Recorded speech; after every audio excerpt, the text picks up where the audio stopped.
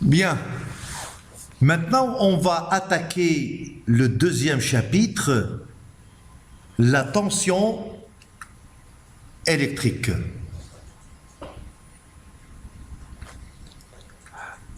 Donc, le plan de la leçon. Donc, premièrement, la tension électrique. Deuxièmement, mesure d'une tension électrique. Troisièmement, propriété de la tension électrique. Et quatrièmement, l'oscilloscope, mesure de tension et de période. Donc, premièrement, la tension électrique. Bon, 1, les potentiels électriques. Bon, comme vous le voyez ici, il y a un écoulement de l'eau du haut de la cascade vers le bas.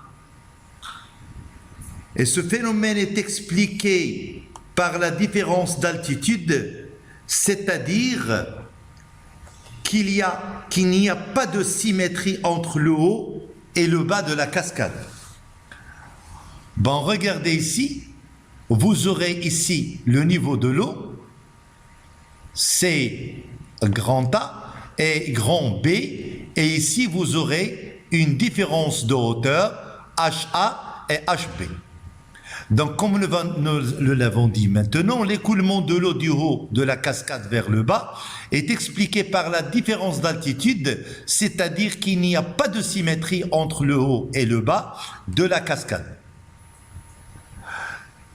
Donc, j'aurai ici, par analogie, la tension électrique est expliquée par la différence de potentiel qui peut être la cause du déplacement des porteurs des charges électriques entre les points A et B d'un circuit électrique. Donc j'aurai ici un dipôle. Donc un dipôle, il est fermé par deux pôles. Bon, vous aurez ici le point A et le point B. Donc vous aurez le courant, il entre par le point A, ici, et il sort par le point B, mais la flèche qui se trouve ici, il va vous indiquer ce qu'on appelle une différence de potentiel qui existe entre le point A et le point B. Donc l'état électrique du point A d'un circuit électrique est lié à une grandeur physique appelée potentiel électrique noté VA qui s'exprime en volts. C'est-à-dire au point A, j'aurai le potentiel VA ou bien le potentiel électrique VA, et au point B, vous aurez le potentiel électrique VB. Donc 1, 2, définition de la tension électrique. La tension électrique entre A et B d'un circuit électrique est égale à la différence de potentiel électrique entre ces deux bornes A et B, notée UAB est égale à VA moins VB. Donc on l'appelle différence de potentiel ou bien on l'appelle la DDP. DDP, différence de potentiel, c'est l'abréviation. Donc VA, c'est le potentiel électrique du A en volts, VB le potentiel électrique du point B en volts.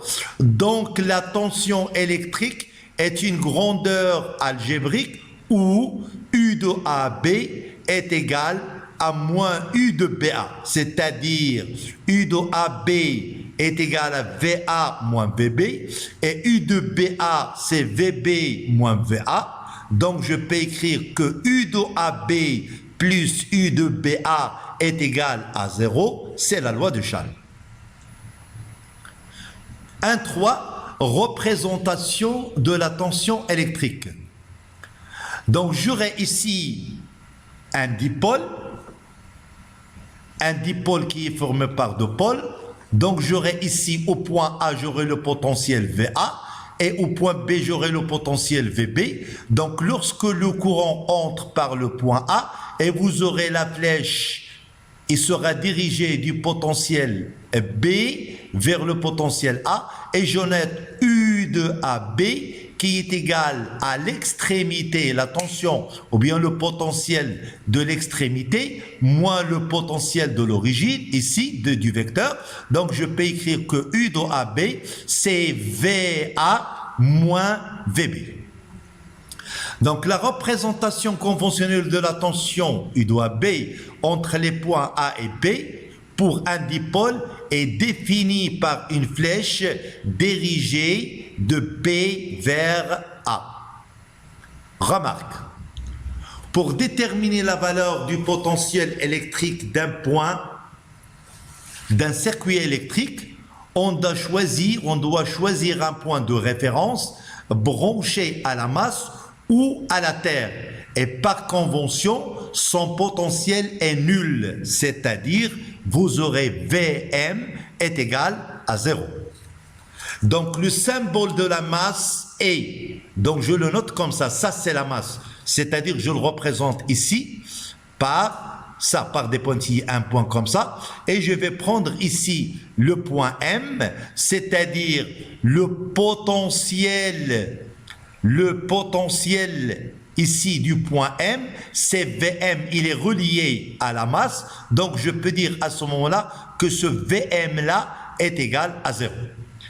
Bon, maintenant, on va passer à un exemple. Si j'écris U de Nm est égal à l'extrémité moins l'origine, Vn moins Vm, puisque Vm est égal à 0, donc il vous reste U de Nm est égal à Vn.